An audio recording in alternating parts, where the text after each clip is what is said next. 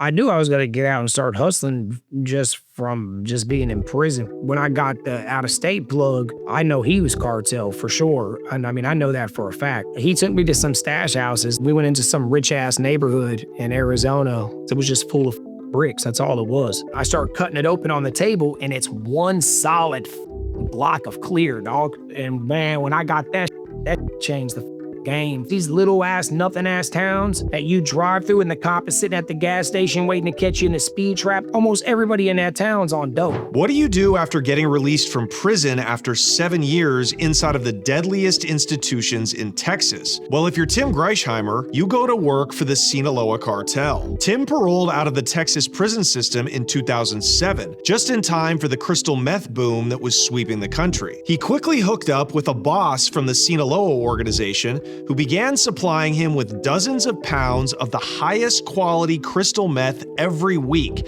which Tim sold in small towns all over Texas. Tim reveals what it's like operating at the highest level of the most dangerous game in the illegal drug trade. It exposes the immense powers that cartels have, even here in the United States. It's absolutely fascinating. This is a 5-part series we're running about Tim, so make sure to catch the rest of the episodes over at patreon.com/theconnectshow. Without further ado, it's the one and only Tim Greichheimer, right here on The Connect with Johnny Mitchell.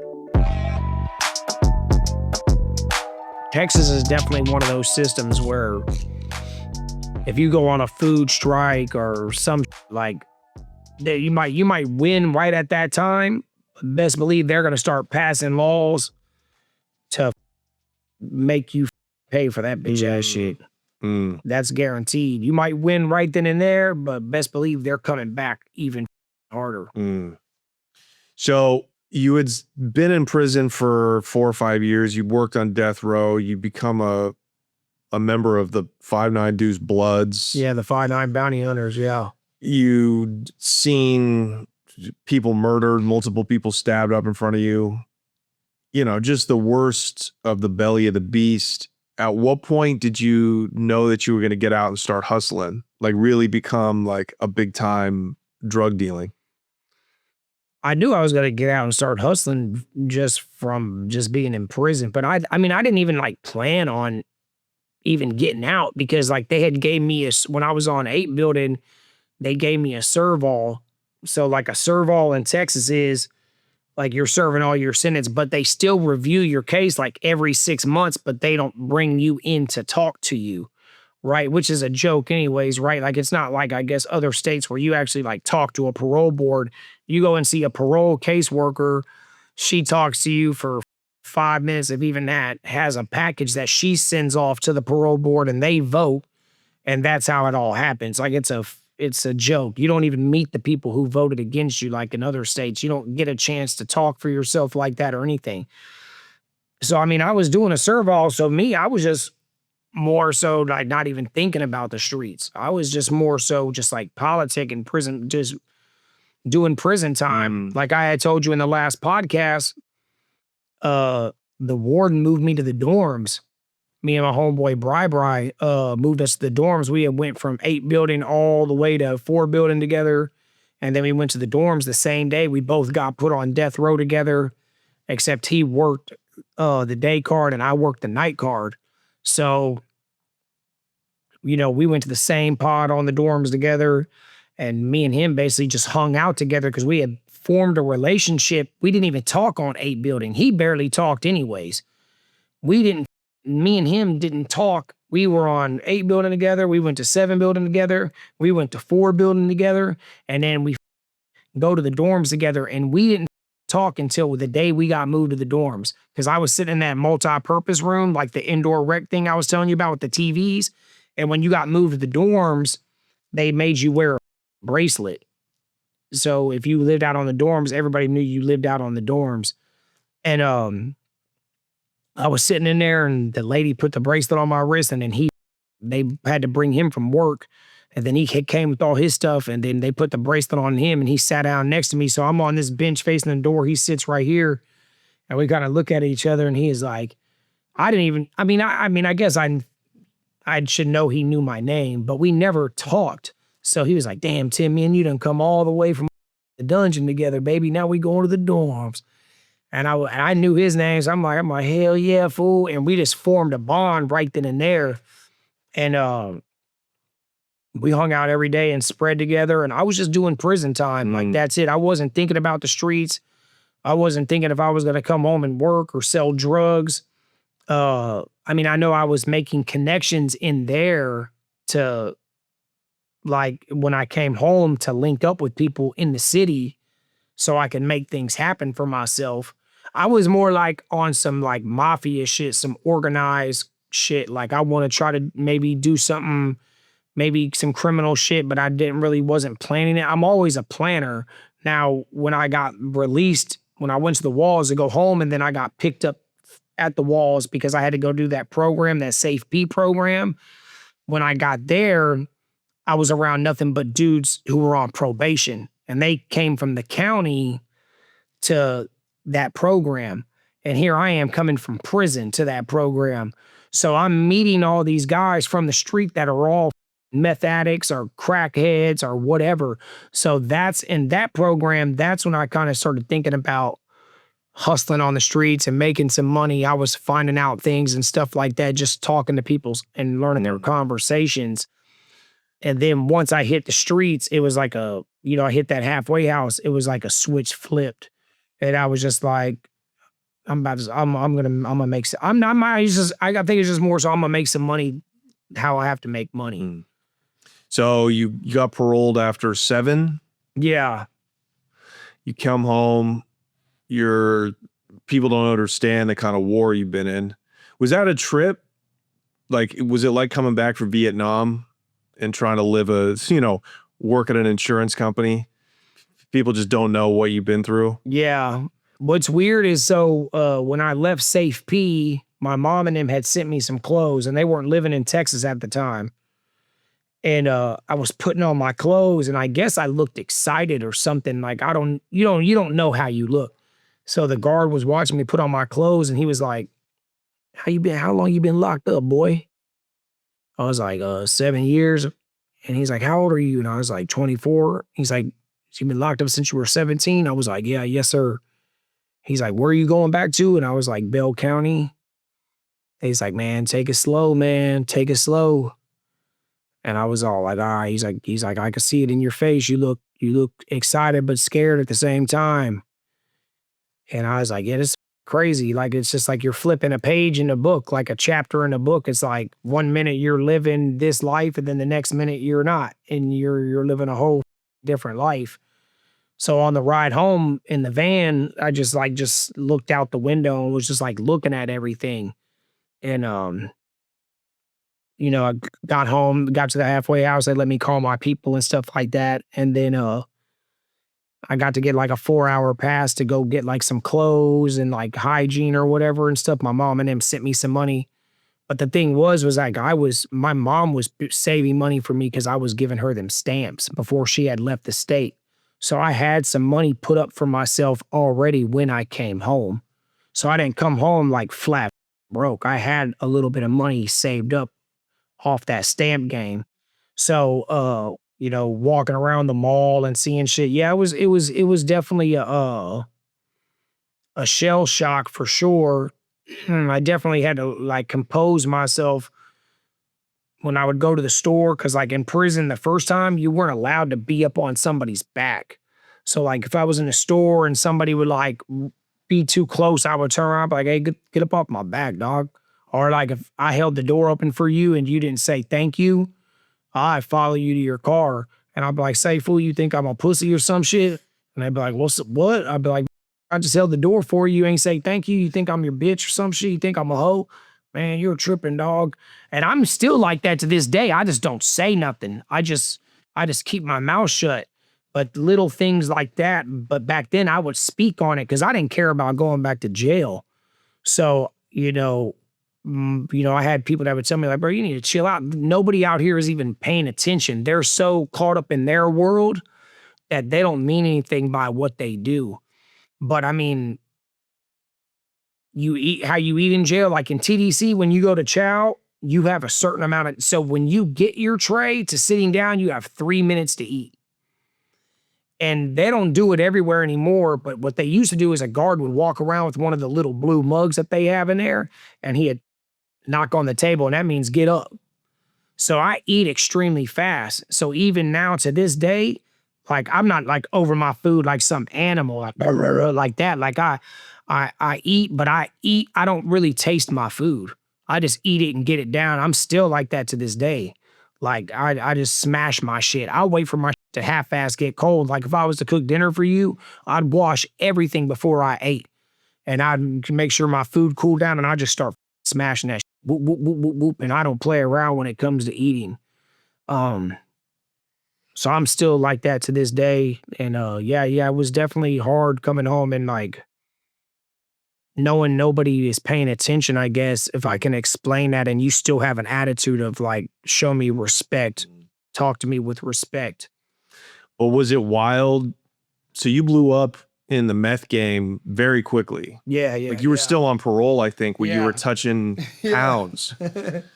Your connects, tell us about your connects. Were they cartel guys or was it also tweakers? No, they were no tweakers. Now I know like, and like that circle I with, like I know some of them did smoke clear. I didn't know it at the time, but I guess like, you know, when the money's coming and you're trying to keep up with the money, like in that era at that time, bro, it was just like booming so hard. It was such a sweet era. Like I didn't know that some of them did use. I mean, they all had drug habits. Like one of them, he had like a $1,200 a day drug habit. He's popping Xanax, drinking lean, smoking weed. Like he told me, he's like, I got a $1,200 a day drug habit. The white boy that I told you about, he smoked clear. I didn't know it. I guess he didn't do it all the time. But I guess, you know, you're running up and down the highway, you're trying to stay going, you know, it gives you that energy. So he would with it, but he wasn't like no tweaker or nothing like that. Now, I'm for sure they were cartel guys. As far as I know, they weren't cartel guys. Now, when I got the out-of-state plug, I know he was cartel for sure. And I mean, I know that for a fact. But them, who they were with, obviously they had to be with the cartel because the number they were getting and the price they were getting it for and stuff like that, that's who they had to be with. Mm-hmm. But I never met those people, so I don't know. Tell us about your out-of-state plug. The out-of-state plug, I got that out-of-state plug like through somebody, a friend of mine who was in the military. And like when I talked about it on the podcast, like I kind of made it seem like it was like an instant conversation and then I got that plug. Like that wasn't how it was. Like, was just like going bad in the game. Like was up and down. Like the dudes I was with, like they were getting greedy and they were getting the work from the connect and then they were cutting the work really hard. And it was like, I was getting burned by people and the people that I trusted that they were calling me and they're like, bro, I'm getting burned for this money. Like I'm fronting them 5 bricks, 8 bricks, whatever. And he's like, bro, people ain't coming back with my money because they were putting so much goddamn cutting this because they'll cut it. I don't know what they cut it with now, but back then they would cut it with this shit called MSN. You could get it from like the Tractor Supply. It's like it's for like horse shit. It's like, so you could take like the MSN and then you could put it in like a glass Pyrex cooking dish, put it in the oven, and it looks like shaved clear plastic. You could put it in the oven and heat it until it liquefies. And then you pull it out of the oven and set it up and let it cool down. And when it cools down, it like hardens and then you scrape it out and like, it'll look damn near like shards, but the back will be plastic. Like the back will be flat. So they would cut it with that, but then those dudes will be slick. Like they'll learn how to liquefy it down and then cut it with like somehow rock it back up with the MSN locked into the clear. So it'll be like a half real shard and a half piece of MSN. But like you could take that shard, because like tweakers would know, you could take like say a shard and drop it in bleach and the meth would start fizzing around like a motorboat. And you would see like half of it take off, or it would take off like this and it'd be dragging that piece behind it. And then when it would die, the MSN would float to the bottom. So they were just like cutting it way too hard. So I was trying to get other connects, but I knew that my homeboy, he had that dude that he was in the military with in Arizona. And I just kept pressing him about it. You know, I'm like, bro, call him, talk to him.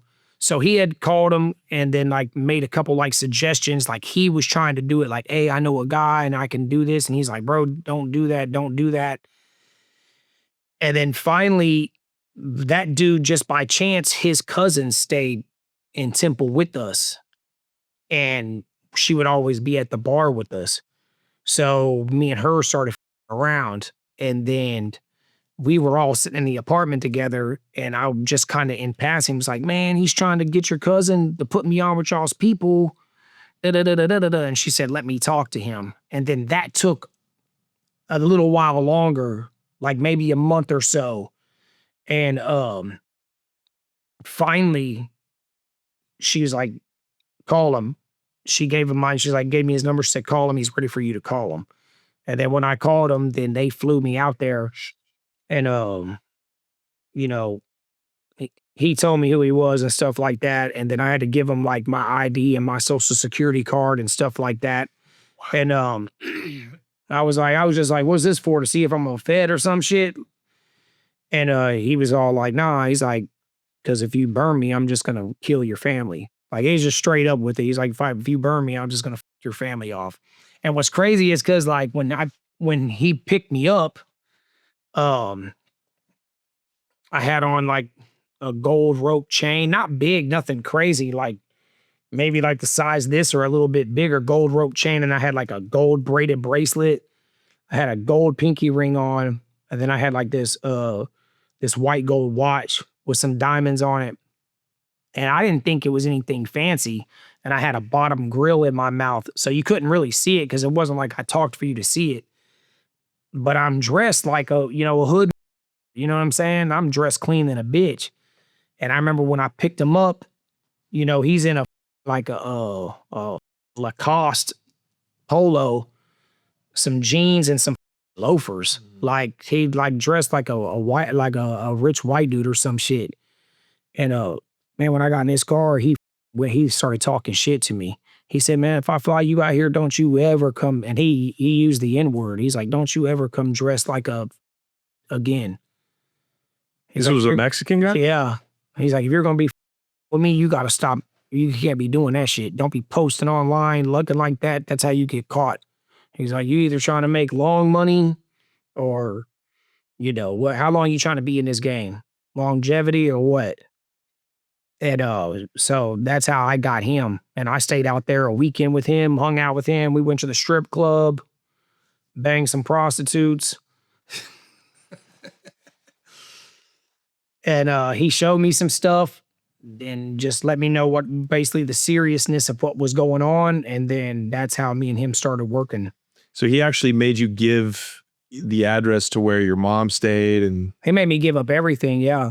He made me give up everything for insurance. I mean, which I'm sure he could have just got all of it anyways, because even one time when I went out there to talk to him, I asked him, was he afraid of like getting busted or whatever?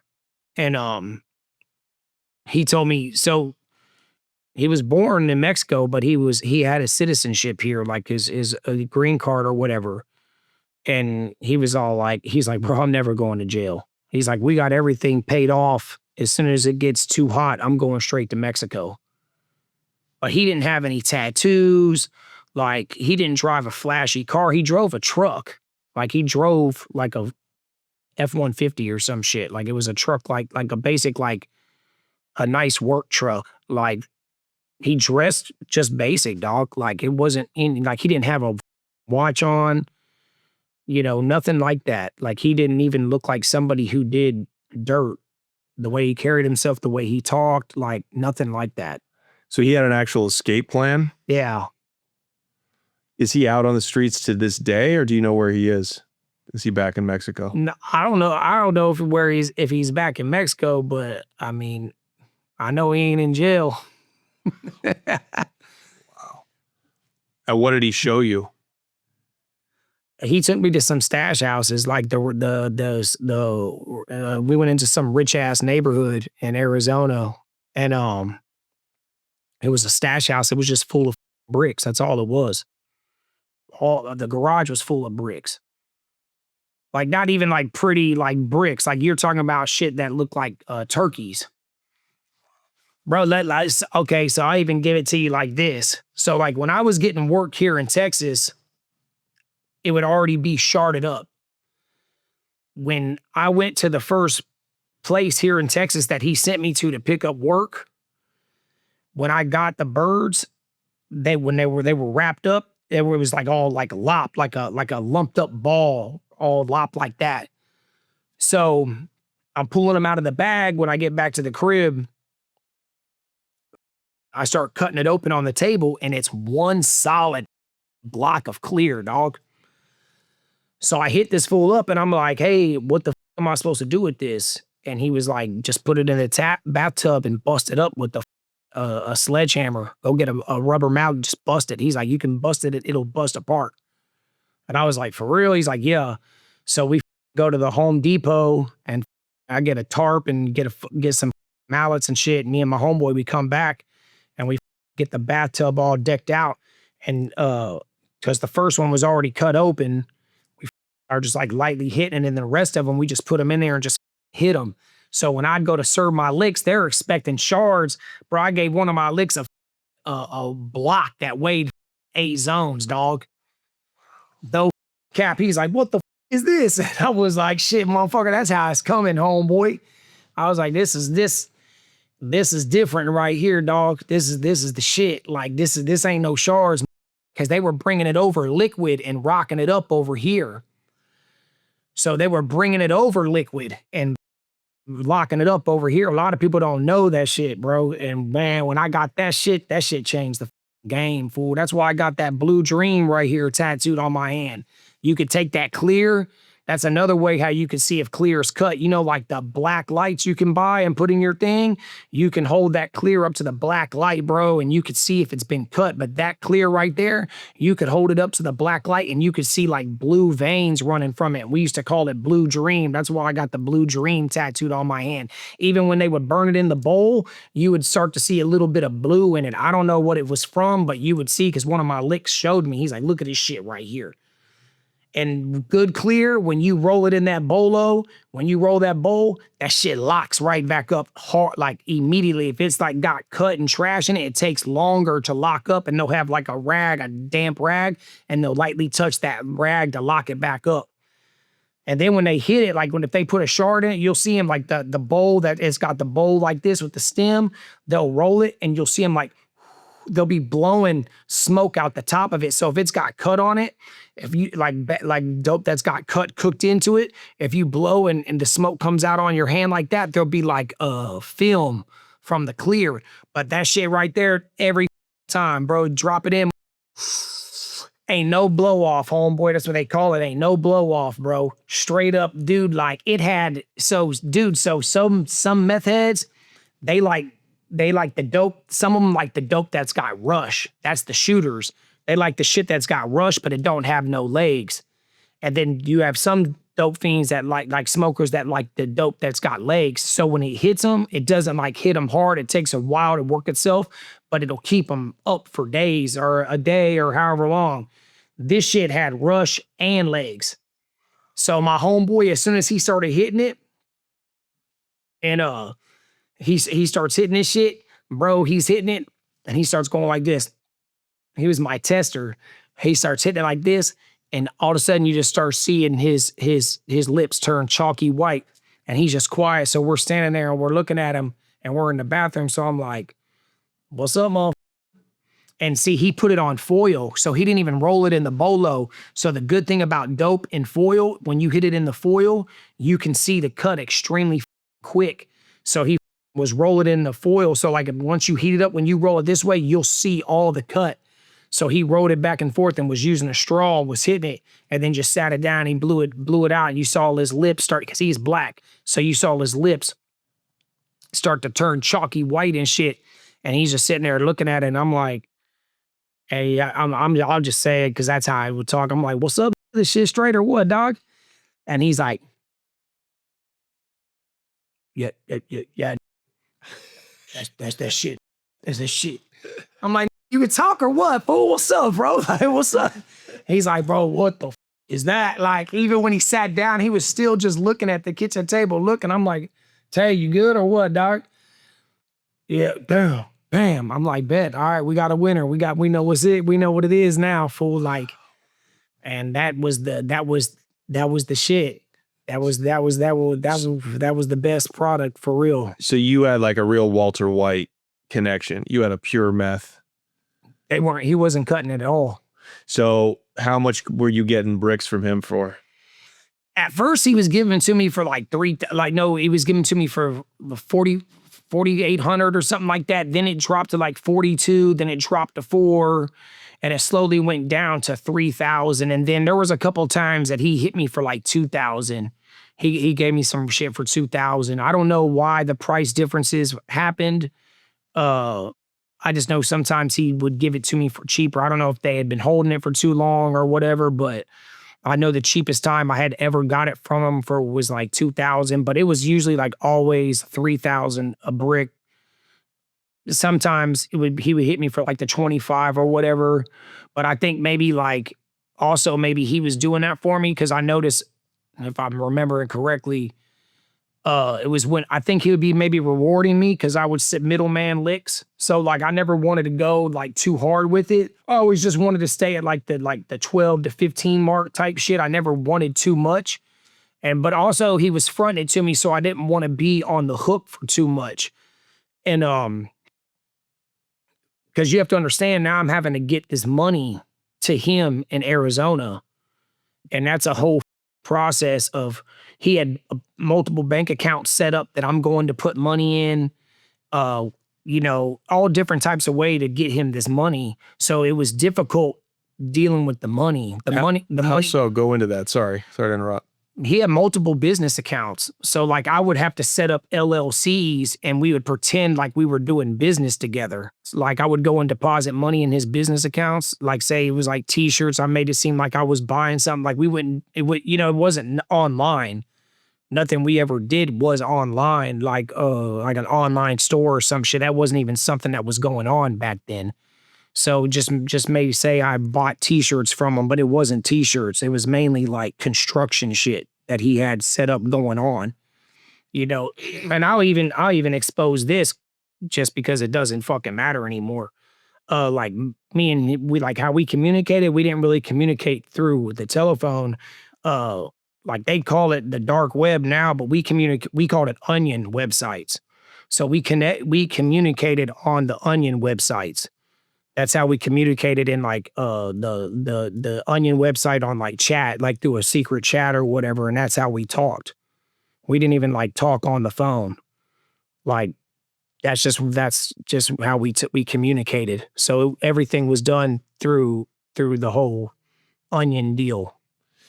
So how much money would you deposit in his bank accounts for like an average re-up? Say it's 15 bricks. I would always break it up. He would tell me, go to this account and put this much in. Go to this, because he didn't want to make it look hot. Go to this account and put this much in. Go to this account and put that much in. But then he also had people that would pick up money from me here in Texas. So somebody might come and pick up, $50,000, and I'd put money in these accounts. When the Visa Vanillas were popping, I would put money on multiple Visa Vanillas, or the green dots. I'd put money in multiple green dots. But usually somebody would come and get the majority of the money, and the rest of the stuff would just be through the bank accounts and stuff like that. But it would never be like some stupid crazy like 10, 20,000 or anything like that. It would always be like 8,000, 5,000 here and stuff like that. Nothing to really attract like a lot of, I guess, attention. But the majority of the money to get, just to be honest, somebody was coming and picking up. How much money were you getting him, returning him every month?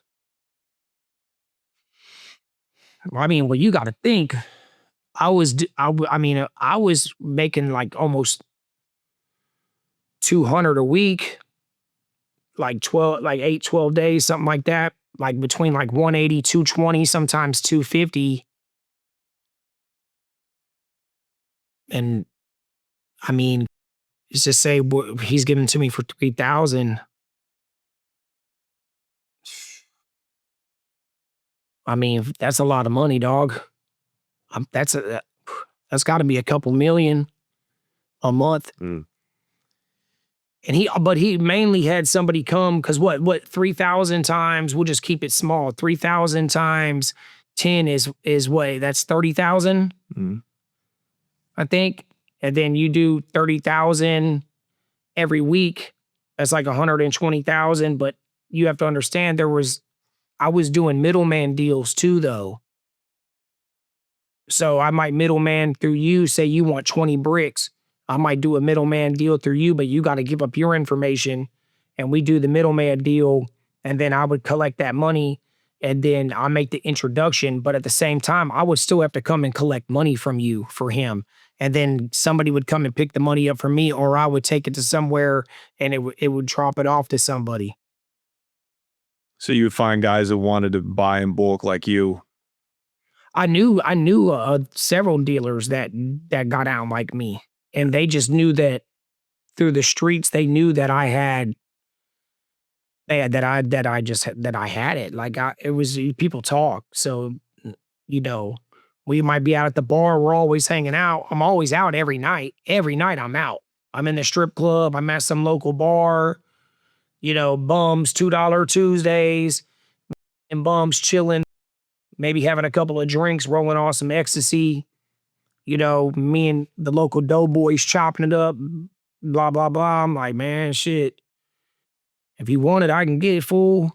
You know what I'm saying? I can put you on. And it just kind of went like that, or they might introduce me to somebody and I might be like, oh, yeah, I'll with you, dog. I will holler at you, whatever. I see him a few more times and go just stuff like that. I knew people in the strip club that did deals and I would just put them on, So if your re-up, it only costs you whatever, $30,000 to $40,000 to get 10 to 15. Are these pounds or kilos? No, they're keys, bro. So you're off of a $40,000 re-up every week, you can make $200,000 in profit. I mean, and because you have to realize, so you got 36 zones, right? So I'm getting the key for 3. I'm selling the zips for 600, but sometimes I just sell them for, for 300, 400 just to get rid of them. It really depends, depending on who you, like, if you were with me really strong, then I would just dump them off to you. Like, you might want 5 birds and you got all cash. I'd give them to you for 4,000 a pop just to get rid of them. Just to get off of them. I'm like, bro, just give me 4 across the board, bro. I'm making $1,000. I would tell you what I was making.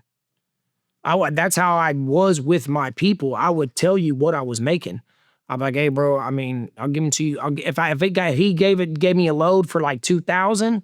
Say you bought bricks off me all the time, I'd call you. I'd be like, hey, fool, come holler at me real quick and get you to come over. I'll be over there or whatever. We link up and talk. I'm like, hey, dude, shot him through to me. I got him for 2 bands. I'll give him to you for 3. If you want to jump on them, I don't know if it's going to be like this next time, but come on. And I would just make a quick $1,000. So you're thinking 12, so yeah, 120,000. If it's 150,000, if I just did it like that, but obviously I didn't do it like that with everybody, because if I got them for 3, depending on who you were, I'd still sell them for like 55, 6,000. So just say I'm making 3, you know what I'm saying? And so it could be, you get what I'm saying? It balances it out. So sometimes it could be more, sometimes it just really depended. Yeah. So the wholesale and retail give you about an average profit per load. Yeah. So you never let any of your buyers meet your connect. No, nobody who bought directly from me. But I mean, even when I put them on, like a couple dudes that I put on with the plug or whatever, with the connect, when I made the introduction, like he might have talked to them, but I was still in for the process. Like he would let me know what was going on, my plug would. So he always kind of kept me in the loop type shit. When if I put you on, like if I had to put you on with him, he still talked to me about you. Like he would still be like, "Hey, he's got this," or "Hey, can you go get this money?" And I'd be like, "Yeah, I got you, fool." So he basically kind of had me working for him at the same time because he was always trying to get me to do something for him. Like he might be like, "Hey, can you go pick this up and run this to here?" And I would do it, but I didn't like to do that shit. Like, but I even told him that when I would go meet him in like Arizona and we would talk, I would tell him, I'm like, "Hey, bro, like, I mean, I understand, I'm getting this money with you and stuff like that, but I'm not really trying to be like that, like some mule, like doing this and doing that. I'll feed you people or whatever, but I'm not trying to be running no dope down the highway, dog. Like, I'm not really trying to do that shit." But I did that shit for him multiple times, ran work down the highway for him. You were in a caravan? Yeah, we'd do like 4-car caravans. Like 4 cars, 3 cars sometimes, you know what I'm saying? But usually 4 cars, like 1 in front. Usually the person in the middle had the work, then the person behind was watching, and then the 4th car was always the spotter car or somebody to do something wild. So if we saw the police or the state troopers on the side of the highway, and then I got homeboys who are truck drivers. So when they're out, they got the times when they're out doing the DPS stops, when they're hitting the truckers and they're on the highway super tough pulling truck drivers over. So I got homies that are truck drivers that are just local in the state of Texas. And I got a goddamn at that time I had like a walkie-talkie that did like the CB shit, and it was a police scanner. So we'd be riding and I'd be talking to my homeboys. I'm like, "Hey, did this and did that," and they would just keep me updated on what was going on. So we had it coordinated pretty well the times that we did it. I just didn't really like doing it. Did you ever have to do something crazy, or did the 4th car ever have to, get in an accident or speed or anything? You never saw the cops? No, we were usually nothing ever crazy. I mean, we had a couple of times where cops might have got on us, but we always used different cars. They were always legit. Nobody was ever high. The car never smelled like weed. Everybody was dressed properly and looked clean cut and on point. Like anything to, like make the stigma or whatever, the profiling factor go down. That's what we did. That's what we did. And like I told you, we'd create LLCs, bro. So we might make it look like a hauling company or a construction company or something like that. Like we always did something to make it look professional. I mean, my homeboy was buying cars from the auction all the time. So I don't know if you've seen this in Texas. You'll see a lot of Hispanics like traveling with them. They'll be tailing the cars and they'll have the 2 little like the lights flashing on them or whatever, hauling the car, maybe taking it from Mexico to somewhere. I don't know where they're going with the cars, but we'd do shit like that.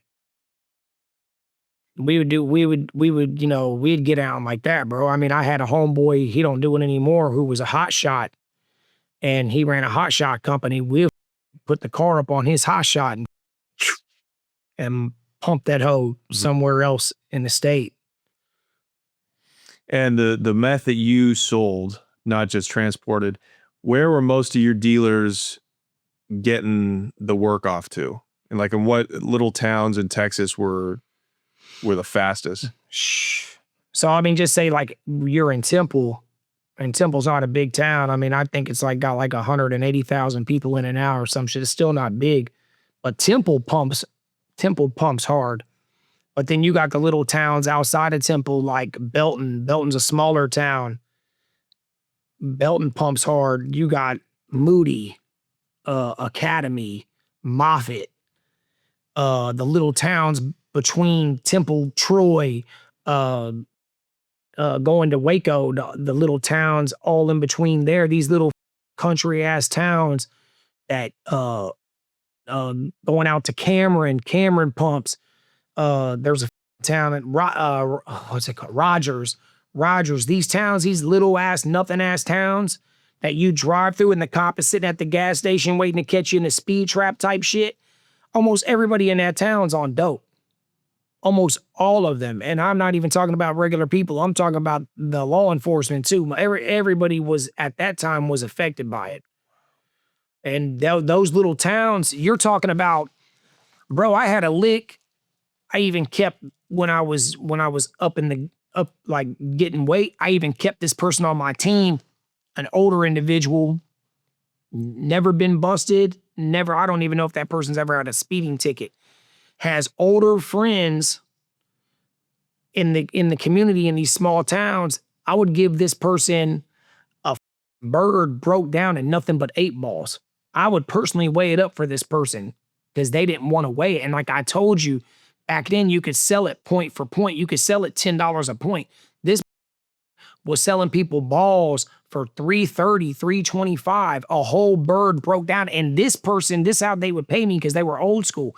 They would pay me per ball instead of looking for a wholesale price. And they pitched it to me. They're like, hey, can you give me 40 balls? I'm like, what? And they were like, 40, can you give me 40 balls? And I'm like, you want 48 balls? And they're like, yeah. And I'm thinking, why you ain't just asking me for what, I mean, what is it, 8 zips or 10 zips or some shit? I forget what, there's like eight balls in a ounce. So I'm just like, what 8 times, what, that's 5 zips, 8 times 5 is 40. So I'm thinking, why you ain't asking for, a QP or some shit? Like, what are you doing? But I didn't say nothing. I just wanted to see like what they would say. And I knew this person since I was a child. And so I took it to them, and that's just, and when they re-up, they'd be like, can I get 60 ball? Like, that's what they wanted. And I one time I was about to slip up and just be like, you could get this for that. But I'm thinking, man, I'm eating too hard off this when they do it like this. So I always kept that person. I always kept something aside for that individual, like my whole career until I got out of the game. And how fast could he move 48 balls? Dog, sometimes it'd be like a day or 2 days and call me and re-up. And would just have it with these little ass towns. These little towns, everybody was on it. And what do you think was behind that? What sociological factors were behind that? We know that the small town, rural American opioid epidemic began with blue collar people, maybe hurt on the job, getting pills pushed to them by the big pharmaceutical companies, right? And then they got hooked on oxys, heroin, etc. But as a stimulant, what do you think the small towns were going through to make them want that stimulant? I don't honestly know, bro, because I think it was like big in the biker community because so I know a little bit about the history about like the meth. So you remember Adolf Hitler, he got his guys on methamphetamines. So the guy that created mustard gas, he was the same guy, if I'm not mistaken, the guy that created mustard gas, I can't remember his name, you can look him up. He's the same guy that created anhydrous ammonia. And anhydrous ammonia is the reason why we can mass produce crops now. So out on the farmlands, you'll see these big ass tanks out there, that's anhydrous. Motherfuckers would go out there and tap into that line and steal that anhydrous. And if I'm not mistaken, if that gas hit your arm, like it could like freeze it off. And like freeze it and it would be like no good or some shit, that part of your limb. So these fools would make that anhydrous and they would call that shit Nazi dope. That's what people would call Nazi dope because of Adolf Hitler. And I think the Japanese were doing that shit too, the kamikaze soldiers. So anyways, but the Annie, that was the nickname, the Annie, there was only certain ways you could do it. That was more like people banging it. But then when you look at those meth pictures from back in the game and you see the people with the missing teeth and the sores, that's what that shit did to you. Where when that ice rolled through, it didn't have like those physical effects like that. It took a long time for, like if they were a picker or some shit on the ice, and the ice, you can eat it. You can put it in your coffee. You can smoke it. You can snort it. There's more ways to do it now than the Annie or the red phosphorus dope. You couldn't do it like that. Like they got this dope called red phosphorus. I saw it only one time. It looked like it was white. It looked like it was kind of like sugar. You know what I'm saying? And that's the same thing. I think you could only like smoke that and bang that. I don't know if you could snort it. I don't know. I've only saw it one time. But the Annie, you could only do it a couple ways, where ice made it more accessible and it didn't have the residual physical effects. You know what I'm saying? And then you got some guy working long hours. He just puts a little bit in his coffee or his soda and whatever and drinks it. He puts just a little small shard in there, and now he's got an extra 8 to 12 hours in him. You know what I'm saying? He'll pop his Xanax and go to sleep, wake up, and do it again and keep it moving. They can get more done on it. So I think that's what it was. I think it was just, that's just what I think. I don't know. But I know for sure when I came home from prison, everybody was on it. My homeboys' mamas were on it. Like, dude, rich kids that I knew, their people were on the shit. Because next thing you know, I'm coming over here to hit a lick. This is when I'm kind of getting up there. I'm coming over to hit a lick. And next thing you know, I see a dude I know. His mom's over there. She's coming over there. Hey, Tim. Ooh, I'm like,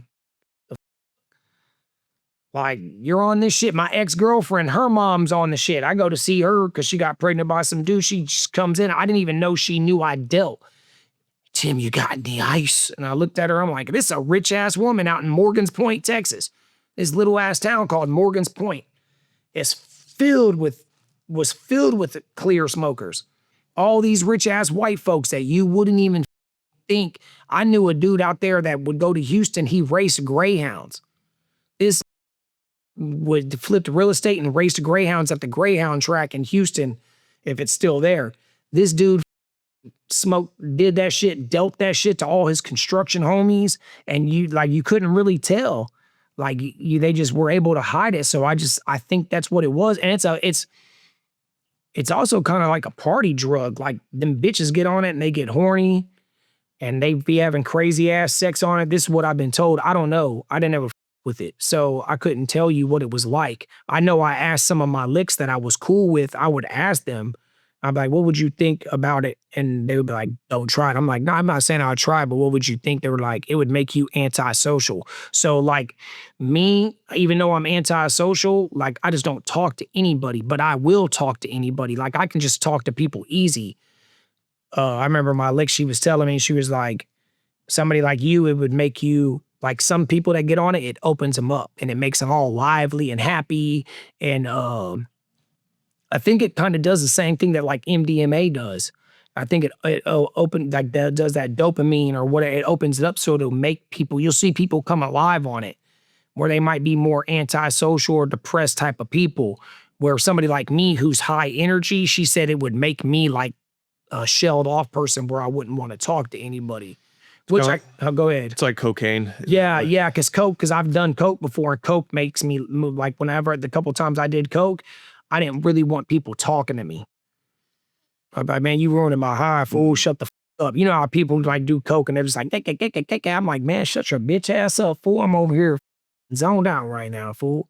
So you say rich towns were on it too. That's pretty amazing.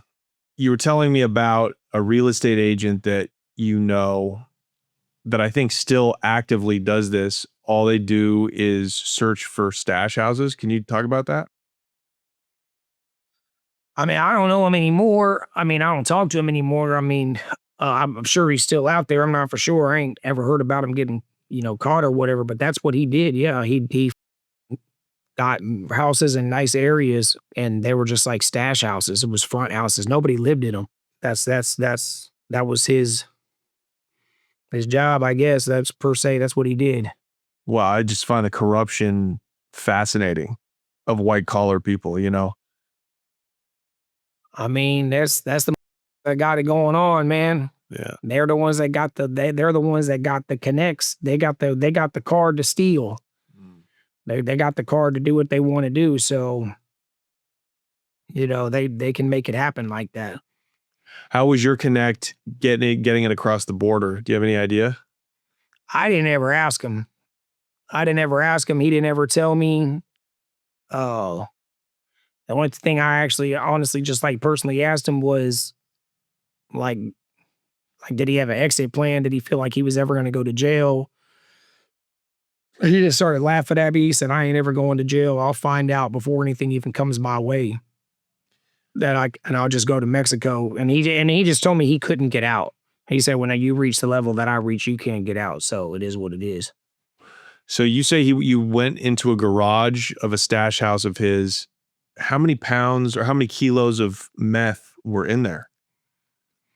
I don't know if it was all meth or if it was meth and coke or what everything was, but I can tell you,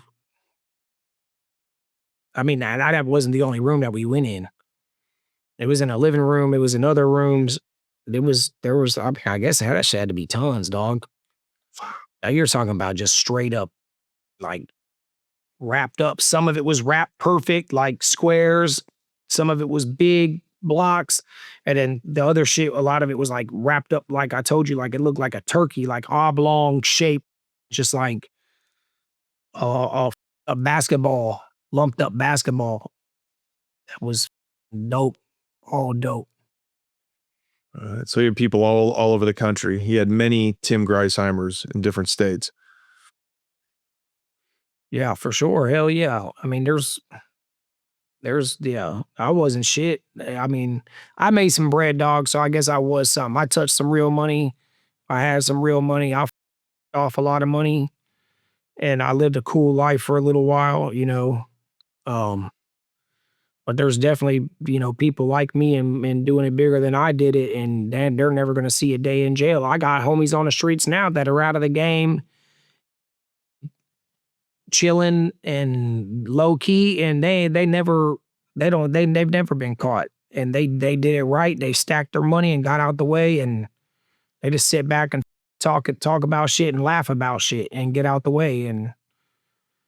And they did the game right. I think that era, dude, that 2000 to 2010 era, plus with the 90s or whatever and 80s, and you obviously had the 70s shit, but I'm just telling you, like, that 2000 era to 2010, because when I came home, man, when I'm telling you, even after that, it was still gravy, but like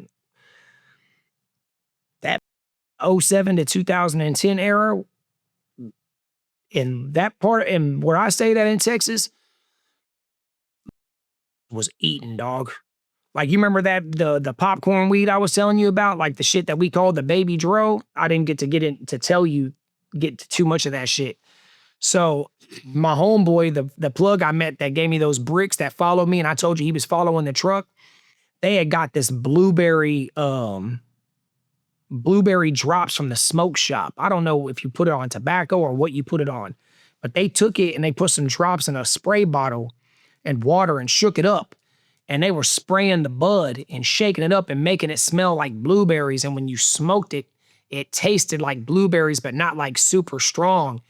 And before dro was popping here, you couldn't get dro like that. Like, we were going all the way to San Marcos and getting dro off of that went to Texas State.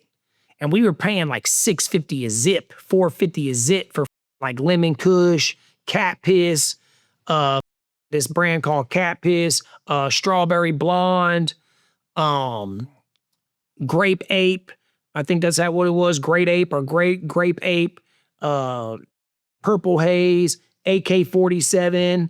But this is the real shit. It ain't like now these just get some weed and they call it AK-47, and this is the real deal. We were smoking shit that rappers were talking about, dog. I was drinking Ace of Spades champagne that Rick Ross was talking about. We were down here in Austin Thursday, Friday, and Saturday popping bottles, going to VIP. My homeboy Cody, dog, who's a DJ now, he like had this like VIP and entertainment. But anyways, since dro wasn't big, they were spraying the bud with that blueberry shit and calling it blueberry kind bud, and were making a killing off of that bitch ass shit. Dudes were thinking they were really smoking some dro, and all they were smoking was some high grade swag, paying like $25 a gram for this shit. I ain't lying. And then he up telling some dude what he did, and then that dude basically the game up, and everybody knew what was going on. But they were making a killing off that bud, and you know, I didn't sell bud at that time, but I had put my homeboy on with him, and he was just fronting him 10 bricks, 20 bricks at a time. He's just Same thing. Their blueberry dro selling it for what, 25 a gram, like $60, $70 eighths. Like he was a bust down weed dealer, but you know, they were making a killing off that bitch ass shit. Well, you eventually started making a killing off the bud later on. Yeah, yeah. With your uncle in Ohio. Yeah. And were you using your same meth connect from Arizona to get the bud? Yeah. I just called him and hit him from a burner phone, called him up. And I reached out to homegirl and I was like, hey, I need to call him. So she's like, you're on the line, right? I'm like, yeah. I'm like, I tell him I need to holler at him. So she's like, yeah.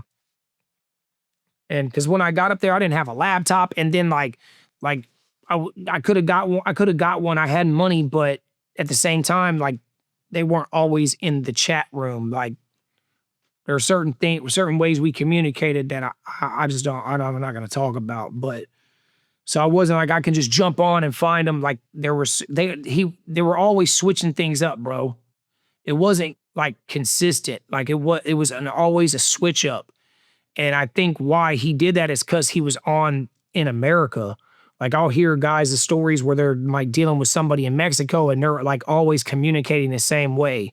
And I think they did it like that because those guys were in Mexico because they play by different rules. But this dude is in the States. So he's always switching things up like every week.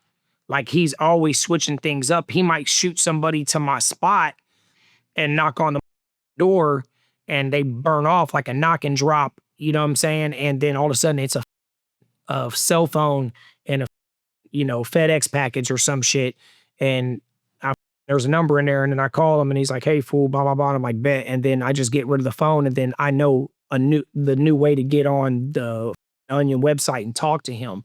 So sometimes I couldn't even get a hold of him and I had to wait for him to get a hold of me.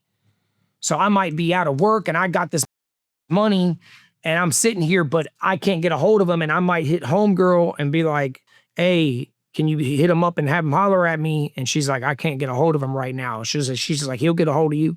And then, it might be, it was usually no more than 3-4 days. And then he would get a hold of me. I knew somebody is going to come by. And so we'd just be sitting around waiting for him to get a hold of me. So he was always switching the routine up all the time. So it wasn't steady. So when I got up there, I had to reach out to her and I gave her the number to the burner phone. I was like, I've never used it. It's on. Tell him to call me. And as soon as we got on the phone, he told me where to get a hold of him at. And then we're talking, and I told him I was on the run. He said, I already know. And I was like, hey, look, this is what's going on up here. Because when I got up there, from what I knew in that game, the clear game, the only people that were with it was the Asians and the bikers. It was big in those communities. But like I told you, the clear game is a very secretive game. And it's not like an open air market like Coke. Like you ain't gonna go out to the bar. If you go out to the bar and hang out at the bar, you can kind of look around. You can see people going to the bathroom. They're doing Coke. You might see the little drip in their nose. Clear ain't like that. Like you ain't just gonna be chopping up with somebody and be like, hey, what's up? You want to hear some ice? Like it ain't like Coke. Coke is kind of like a party drug. Like that's an underground game. I believe it's still like that today. More people might be accepted in it as far as like blacks and shit like that. But it's still a game where people, because it makes people paranoid, especially after they stay up 3-4 days, they start seeing shadow people and tweaking the out, looking crazy because they haven't had sleep. And 5, 6, 7 days, they start seeing shit. So it's still a secretive game. But my uncle with the bud, so I just, made the contact and I'm like, can we switch over to this? And he was like, yeah. And then we just switched over to that. He asked me what I could do. I was like, let me talk. Like I told you, I'm very honest. So I was like, let me talk to my uncle. Can you just give me a number so I can start working some things out? But the only difference was when I talked to him about that game, he put a minimum buy that I had to be able to move. So I had to be able to move 100 or more to even with him on that game. With the clear, doing the 10, 15 bricks, because when we talked to him, he's like, what can you move? And I was like, well, I can move 15 with no problem. And he's like, okay. But with the bud, he was like, you got to do 100 or better. So that was a stipulation with that. So I can say that for sure with him. With him, there was a minimum buy. But I think you got up to like 1,000. We all got it to 1,000 extremely fast. I was trying to go even harder with it, but my uncle was cock blocking the whole time. He didn't never let me meet his people. So he was cock blocking the whole time in the situation to not even when I put some of his people on with the connect, he still cock blocked me in that situation. Like he still made it to where, but I wanted to appease him because I didn't want him to cut my water off. Because I was meeting people because I was doing music. So I was meeting people and making some moves with people, but they weren't buying mass quantity like the people he knew. Like the people he knew, they were getting it in, dog. They were doing 50, 75, 100, 200. They were buying. I had a couple guys buying 5, 10, like nothing major. So I needed him. So as much as, we even had a fallout, bro, and I beat him up and I knocked him out. Like the week I got arrested, because he was just playing me, dog. Like I'm like, bro, get the out of my way. Like and I even told him, I was like, bro, I'll pay you this much money off of every drop. Just give me your people, fool. Cause you're bullshitting, dog. Like you over here running around with these girls and shit and not answering the phone. You know what I'm saying? Like, come on, dog. Like, let's get this paper. I know it's out. Like, it was too much. And then I was trying to do the music thing. So I was investing a lot of money in my music. I'm paying doing this, paying doing that, doing this. I'm starting to open up for artists. I opened up for like Twista and shit like that. So like I'm making moves, doing shit. And so I'm investing a lot in my career because my whole time I'm thinking, if I blow up in this rap game, if I can get on with this rap game, then I can go turn myself in. If I can catch me a dope ass contract, the company's gonna keep them from putting me back in prison because all I did was just stop reporting. So I hadn't caught a new charge. Mm-hmm. So I'm thinking in my mind, if I can land a dope ass contract, I won't go to jail. And now I can get the out the game and I don't have to hustle anymore. So I'm like, bro, you're in my way, fool. Like get the out of the way. Like you're in the way. Like I'm trying to make these moves and I wound up stealing off on him, and we tussled a little bit and then I caught him with a couple shots and I slept his ass. And then after that, I thought our situation was going to be up, and it was up because even though I apologized to him, he's like, we're just keeping it strictly business. Like when you call me, when I call you, do it like this, do it like that. And then that's it. And he's like, otherwise, he's like, if I wasn't making the money I was making, I wouldn't even deal with you anymore. How much were you guys making off 1,000 pounds? Well, we were getting them but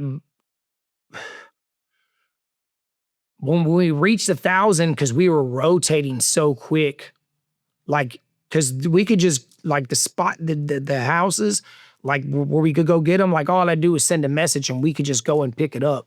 So, dude, sometimes we were moving 1,000, like, every couple days, dog. Like, that's how fast we were turning and burning on them joints. And we were letting them go.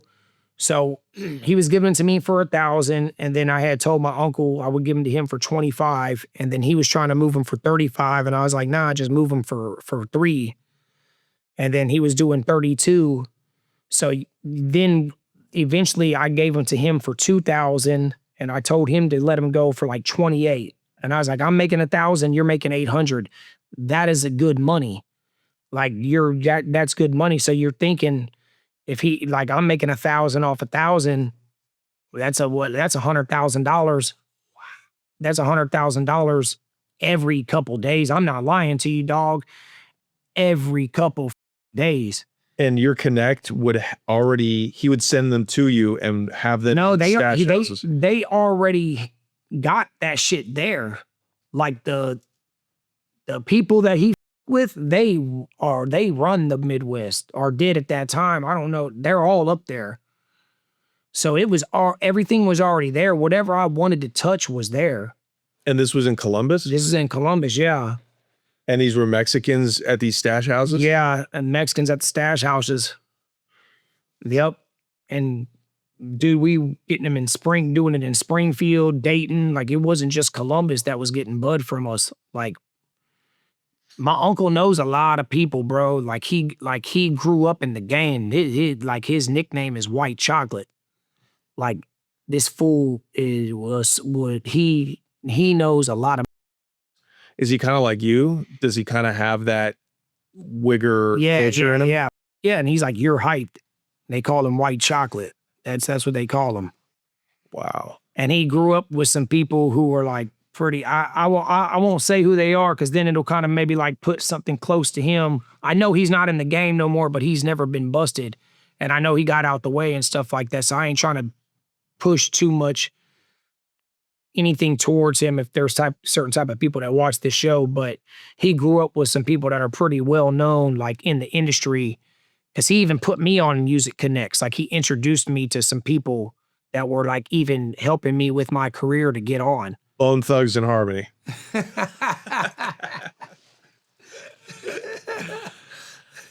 So your Mexican Connect was so plugged in. If he wanted to switch up communication from Arizona, he would send a courier with a FedEx package to you in Ohio. He would find wherever you were staying and just send you a FedEx package with a burner phone. Yeah, just say it could be FedEx. It could be FedEx. Like say I couldn't get a hold of them. Like I might jump on the Onion, because that's what we called it. I might jump on the Onion to holler at him, and that site is gone. So I'm like, what? I can't communicate with him because he didn't want to talk by phone. He didn't never keep phones like that. So I can't call him. So I'm like, the site's down, and he's not, the chat site's down. That communication is gone. So I'm like, so I don't know what to do. So next thing you know, say somebody comes by, it could be FedEx, whatever, it could be UPS. Sometimes it was the post office. Sometimes there was a time when somebody just came and knocked on the door, and there was a little mailbox at the house. And this is what's weird because I wasn't even at my house. I was at my partner's house. So obviously he had tabs on me because when I came out, they knocked on the door, and then I was like, and it wouldn't be a loud knock, like a doo, like a police knock. It would just be like a t. And we're always like jamming, or my homies are playing the game or some shit. And we're sitting there, I was like, motherfucker, y'all hear that shit? And they're like, what? And maybe they do it a couple times because they're watching. So then I remember when I came out, I look out the peephole, nobody's there. And then I open up the door and I'm looking, and I come out, and I was like, my mind shoots that it's got to be him. And then the little mailbox that was in the air next to the door was flipped up. And I was like, that's weird. And then I just like put my hand in there, and there was a phone in there with the number on the phone. So you think he had somebody tracking you, like just following you, making sure that you weren't working with the cops? Probably, yeah, because especially for sure when I like got brought back on my case. Yeah. He was for sure probably watching me. He had to be watching me just from that incident. He had to know something. Mm-hmm. He had to know something. Because even sometimes when me and his cousin would hook up, because we were like buddies, when we would hook up and shit. This is a woman. Yeah, she's a female. She would ask me some questions, stuff like that, maybe like try to get answers out of me and stuff. And I would like her, and I'll be like, and she would always wait until I was up. And I'd be like, man, what you think I'm a law or something? Like, what? Like, I was like, come on, bro. I was like, I'm built different, dog. Like, I used to be like, I'm built Ford tough. Like, ain't nobody doing no stupid ass shit like that, fool. Like, and she'd like laugh it off and stuff. So like, so you don't think this guy, your connect, was also working with the feds? I mean, he obviously had to be working with some type of law enforcement because he said he would never get busted. He said he would know if the if the feds were on him, he would know. What part of Arizona was he based in? Can you give me the general? I'll tell you that off camera. Was it the Phoenix area? No. I mean, I flew into Phoenix, but it was not that area. I never hung out with him there. I flew into there, but I didn't hang. I wasn't in. He wasn't. I know the area he was based out of, but we didn't hang out there. I mean, we went to a strip club there one time. He also took me up into Scottsdale, Mhm. and we hung out in Scottsdale for a weekend. But I know the area that he based everything out of. I know that area. I was there in that area with him several times. I'll tell you though off camera. Yeah, I just find it fascinating because it is like the show with Jason Bateman, where they're in the family is working for the cartel, but they seem like the perfect white family, but they're laundering money for the cartel. I mean, that's pretty true to life.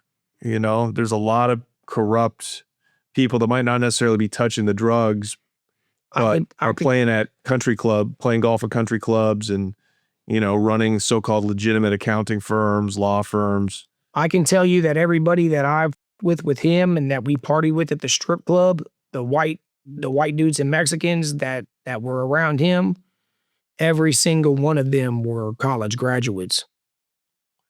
I'm talking about alumni, white collar Mexicans, white collar white kids. They didn't with blacks at all. He didn't do business with blacks. He made that very clear that he didn't do business with them. They didn't associate with them. I'm not saying that. I don't know if that was how they were. He didn't do business with them. He said he didn't like the way they did business. And everybody that I met in his circle when we went out and partied VIP and did stuff like that when I went up there, every single one of them were college graduates, either from Arizona or California. That's where they went to school at. U.S. citizens. Yeah. All involved in his organization. All involved in what he was doing, yeah. Bankers, real estate guys, clean cut guys that were stupid cool that you wouldn't even think were. It was like they were frat guys that were just having a good time. Like that's just how it was. And to this day, you have no knowledge of him catching a case, a big indictment or anything like that. No. No, hell no. No, I don't. No. Yeah, I don't think that he's caught. And that dude had his shit functioning like a well-oiled machine. And he wasn't a drug addict? No. Like they would have coke out, like we'd go out and like they would have coke out and his homies would hit some powder and party with some powder. Or like they had pure Molly.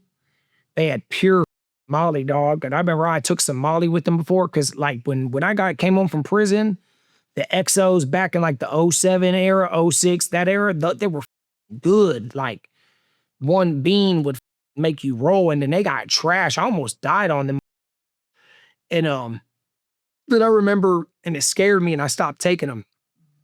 Then I remember Molly came out and it started becoming a thing around like Killeen and all that shit, Central Texas Temple. And I took some Molly and it was like, I don't know if you ever took XOs before, but like you'll get like so high. And then there's a part of it where they call it the peak. And that's where you're just like you're like on it, dog. Like you're like, like that.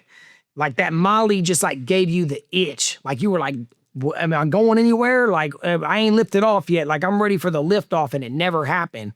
And I'd only seen it a couple of times.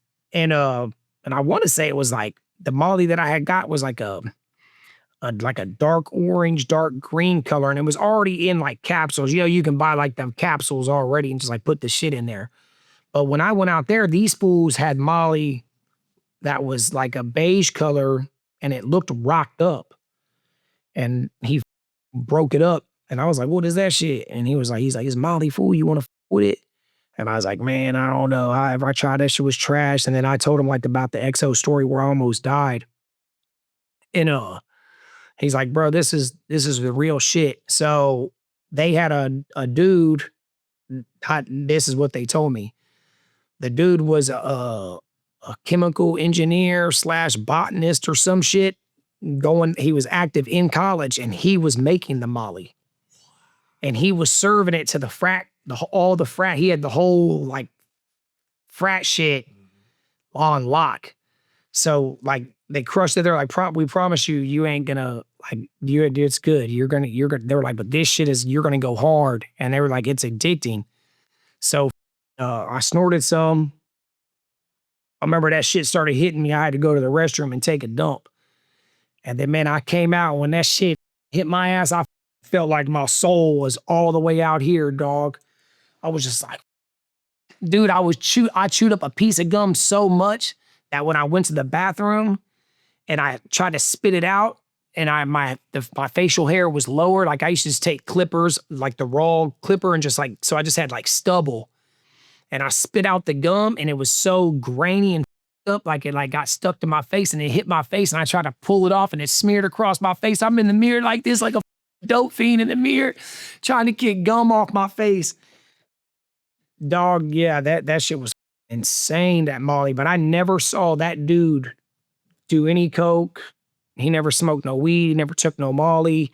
He barely even drank. Like he'd get a beer and nurse on it, bullshit with it. So he was thorough as they come. Yeah, yeah. He was stupid cool. And on your guys' end, even though you got some family issues, you're beating up your uncle, crazy son of a bitch, you guys never caught a case either. No. What do you attribute that to? Luck. I mean, obviously some skill, but luck too. I mean, but like, man, I think if I would have like pulled up like maybe the Temple and then tried what I did in Columbus, I probably would have maybe got him to up. But Columbus is big, and there's a lot of out there playing heavy. And they work in crews out there. So it's a little bit different you got to break in to try to get the guy who's making it happen and stuff like that. It's kind of like some East Coast shit, how you got one big guy distributed into the small guys, and they're all out there, and everything is bust down. They bust everything down, and then you can't even get drugs off them. Like, because I remember when I visited New York several times, I had got some coke up there, and like the guy took my money and disappeared with my money, and then I don't know what happened after that. And the next thing I know, I guess he got a signal because he's like, hey, your coke's over there in the payphone deal. And I was like, what the f-? And I went over there because they used to come in the bar, and I met him in the bar, but he never did a hand-to-hand transaction with me. So it was like something like Ohio is something like that, where they get dope and then they'll distribute it to crews, and they got street guys out there making shit happen. Like you could go on in the east side of Columbus, bro, off of Roosevelt, and I'll guarantee you it's still like this to this day. And you'll see dudes out there pimping bitches, dope fiend bitches on, well, back then it was like perk 30s and shit, young thug standing right there. You'll see marked cars and unmarked cars, watch them the whole time, and they're just doing it wide open.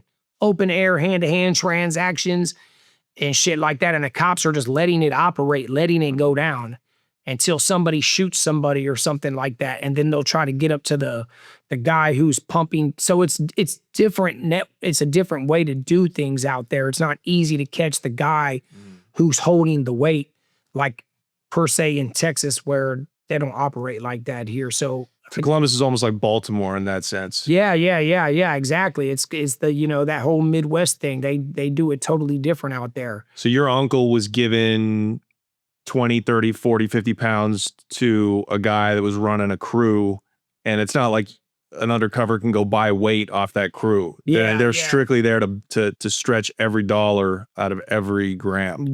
I'm sure that was some of them, because I didn't meet them all, but I know I didn't I met him, but we didn't really talk.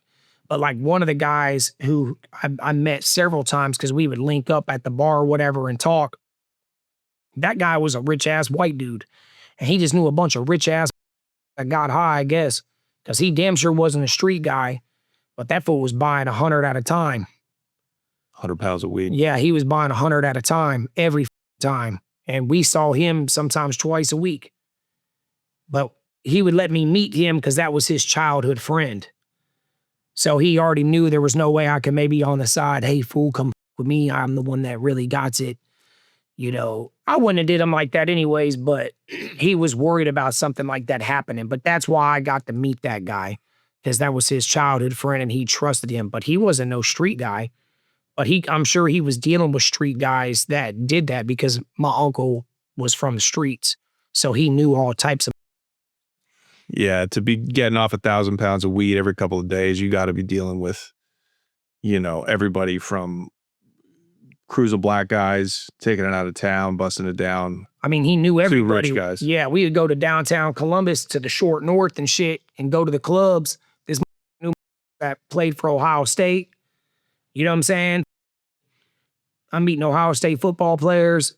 We're partying VIP every spot we go into. They know them.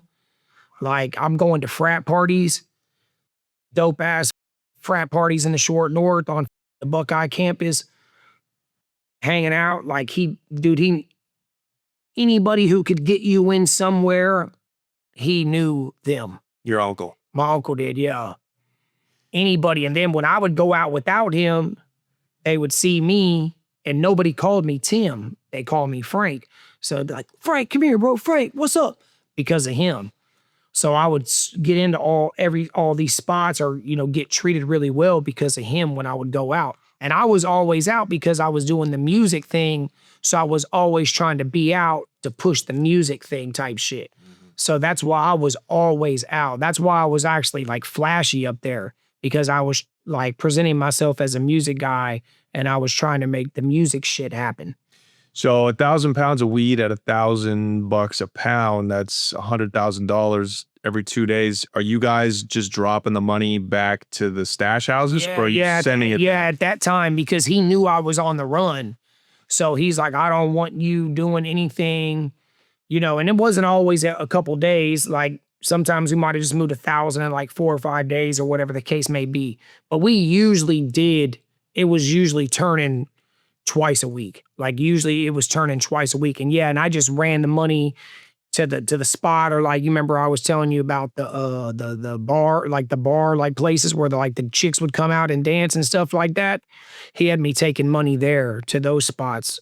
And they're Mexicans that you're meeting, right? Yeah, the Mexicans. And these are like paisa, wetback Mexicans. Yeah, they are, but they're different. Like, I don't know if you noticed this, but like, I lived in Cali for a few years when I was a kid, and there was big Mexicans out there in Cali, like 6 foot tall Mexicans, where in Texas, the Mexicans here are usually small and short.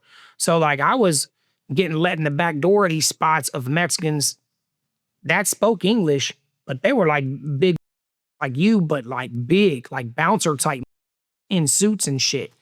And I just pull up to the back.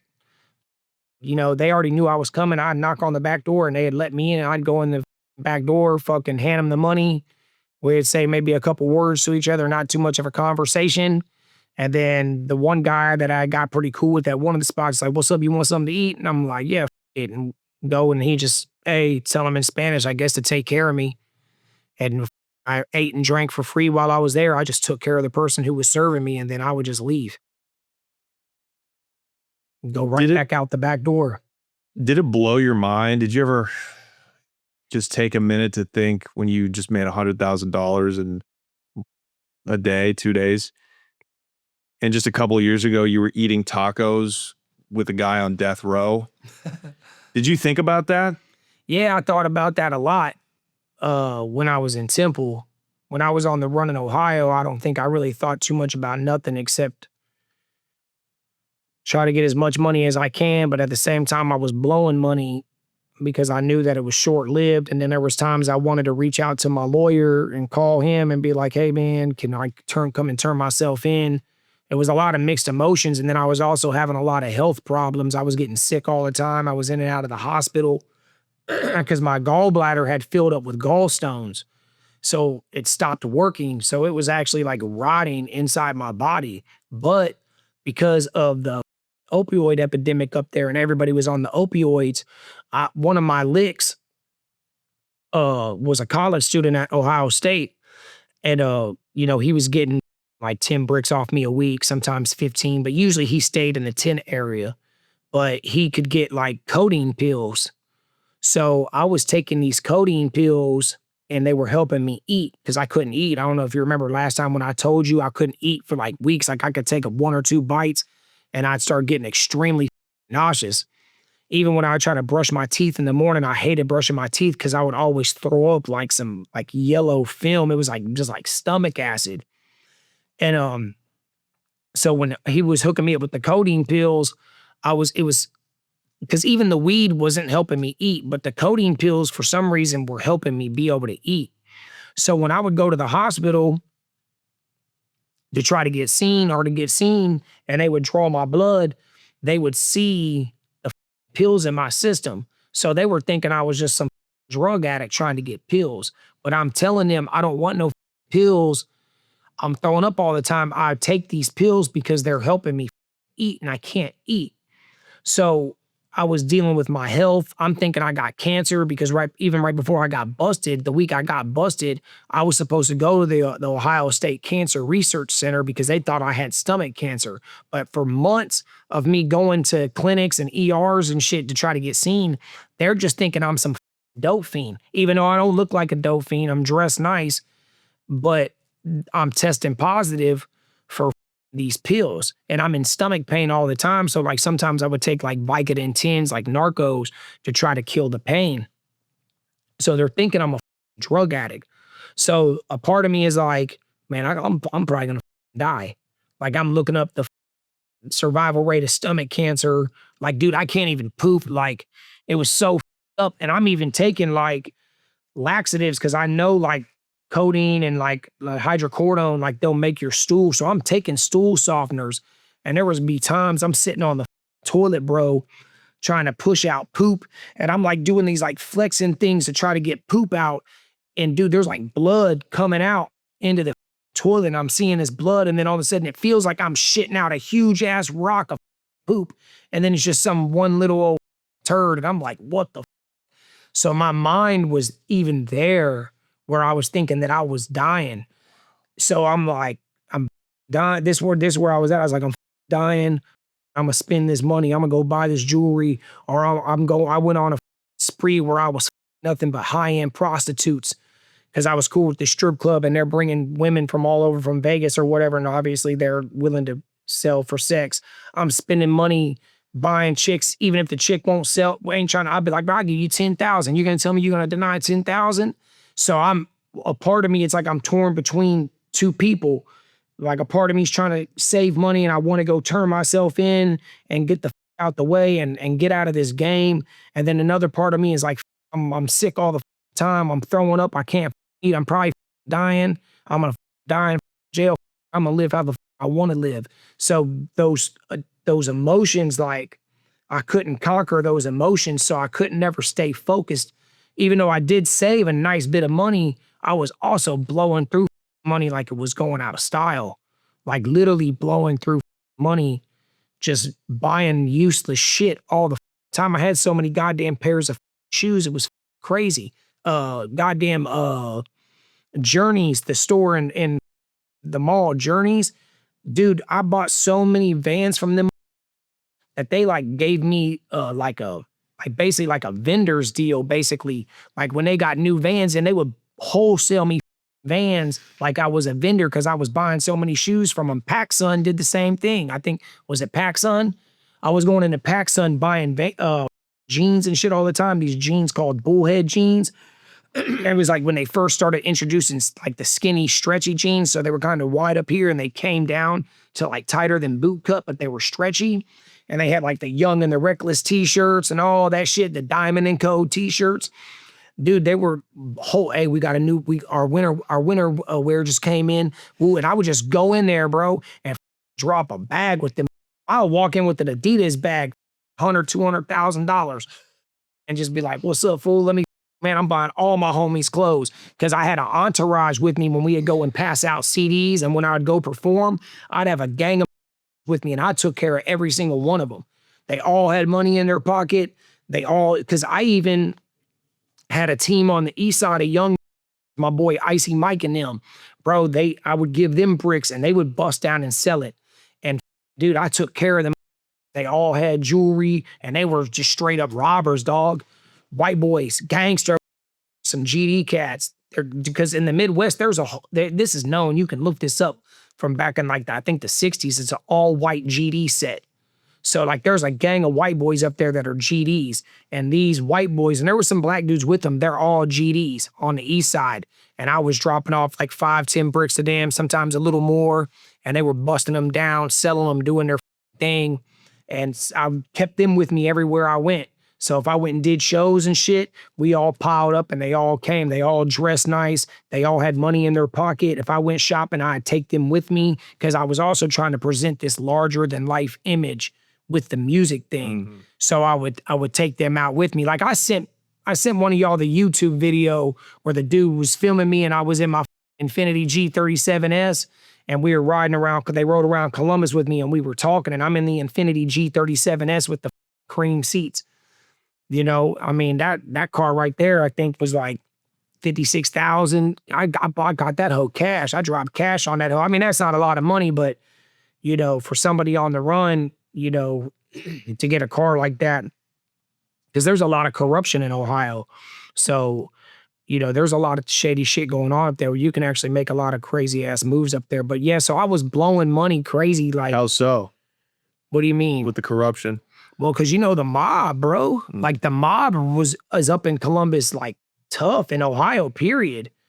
Cleveland, shit like that. Like that shit's still like that, bro. Like it's still like it's very corrupt up there, dog. Like there's a lot of corruption. You can make some shit happen for yourself up there. That's for sure. Like I'll say in Ohio, being a crook pays if you're playing the game right. You can definitely play the game right. They got enough stew heads to lock up. If you play the game right, you can stay out on the streets and make you some nice bread and get the out the way. That's for real. And any Ohio players that watch this will say the same thing because they got him up there.